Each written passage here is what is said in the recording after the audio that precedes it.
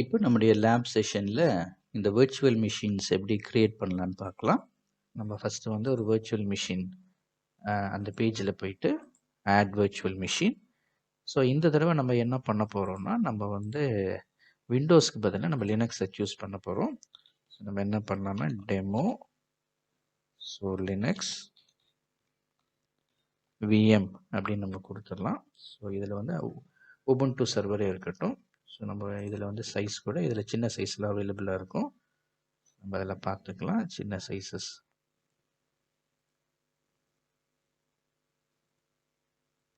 பார்த்தீங்கன்னா அங்கே 250க்கெலாம் இருக்குது. ஸோ B1 அதில் வந்து லெஸ்.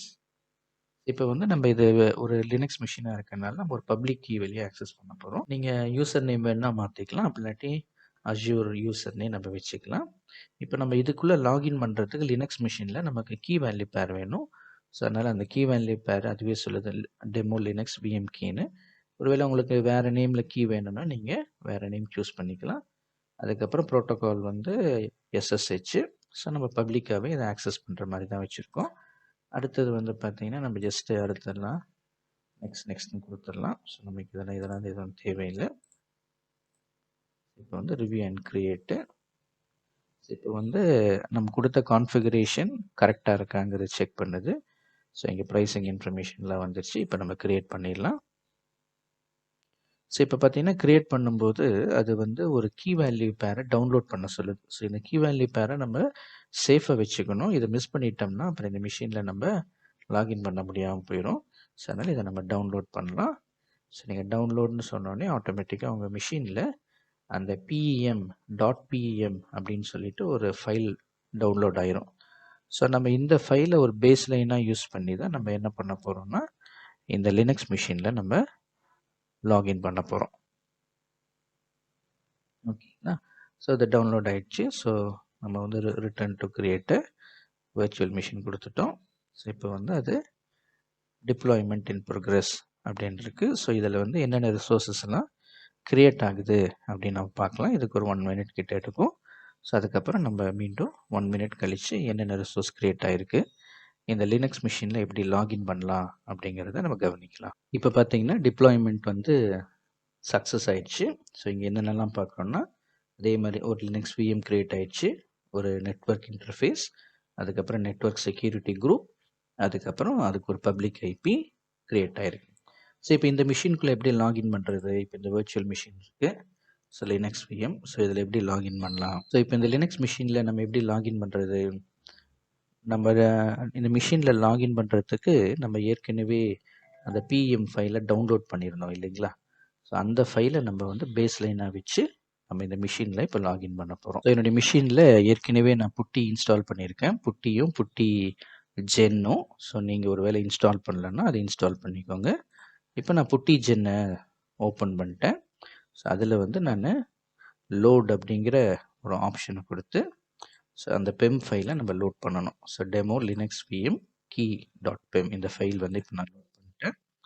இப்போ நான் லோட் பண்ணதுக்கப்புறம் பார்த்தீங்கன்னா அது வந்து அந்த ப்ரைவேட் கீயை கேட்கும். சேவ் ப்ரைவேட் கீன்னு ஒரு ஆப்ஷன் வருது இல்லைங்களா? ஸோ நான் சேவ் ப்ரைவேட் கீ அப்படின்னு கொடுத்துட்றேன். கொடுத்துட்டு நான் இந்த PPK ஃபைலை சேவ் பண்ணிக்கிறேன். ஜஸ்ட் ஃபார் நேமிங் கன்வென்ஷன் ஸ்டாண்டர்டாக இருக்கிறதுக்காக .ppk அப்படின்னு இந்த நேமை பண்ணிவிட்டு நான் இதை வந்து சேவ் பண்ணிட்டேன். ஓகேங்களா? இப்போ நம்ம அடுத்த ஸ்டெப் என்னது அப்படின்னா இந்த PPK ஃபைலை யூஸ் பண்ணி நம்ம இந்த லினக்ஸ் மிஷினில் லாகின் பண்ணுறது. இப்போ நம்ம அந்த விஎம்மில் எப்படி லாகின் பண்ணலாம் அப்படின்னு பார்க்கலாம். ஸோ உங்களுடைய புட்டியை நீங்கள் ஓப்பன் பண்ணிக்கோங்க. இப்போ ஓப்பன் பண்ணதுக்கப்புறம் நம்ம என்ன பண்ணோம்னா இங்கே SSH அதை நம்ம எக்ஸ்பேண்ட் பண்ணிவிட்டு இங்கே ஆத்துன்னு இருக்கு இல்லைங்களா, அது நீங்கள் சூஸ் பண்ணிங்கன்னா இங்கே private key file for authentication அப்படின்னு சொல்லிட்டு ஒரு ஆப்ஷன் இருக்குது. ஸோ அதில் வந்து நம்ம அந்த PPK ஃபைலை நம்ம ஸ்பெசிஃபை பண்ணணும். ஸோ நம்ம வந்து டெமோ லினக்ஸ் விஎம் key.ppk தான் கொடுத்தோம் இல்லையா, அதை நம்ம ஸ்பெசிஃபை பண்ணிட்டோம். அடுத்து நம்ம என்ன பண்ண போகிறோம்னா நம்ம செஷனுக்கு போயிட்டு நம்ம என்ன யூசர் சொல்லியிருந்தோம், Azure யூசர் இதுதான் கொடுத்துருந்தோம் இல்லைங்களா. அடுத்து என்ன ஐபி அட்ரஸ், நம்ம இந்த ஐபி அட்ரஸில் தான் கம்யூனிகேட் பண்ண போகிறோம். ஐபி அட்ரஸ் இப்போ நம்ம ஓப்பன் அப்படின்னு கிளிக் பண்ண உடனே இப்போ பார்த்தீங்கன்னா அந்த மிஷினோட கனெக்ட் ஆயிடுச்சு பார்த்தீங்களா. ஸோ இந்த மிஷினோட அது கனெக்ட் ஆயிடுச்சு.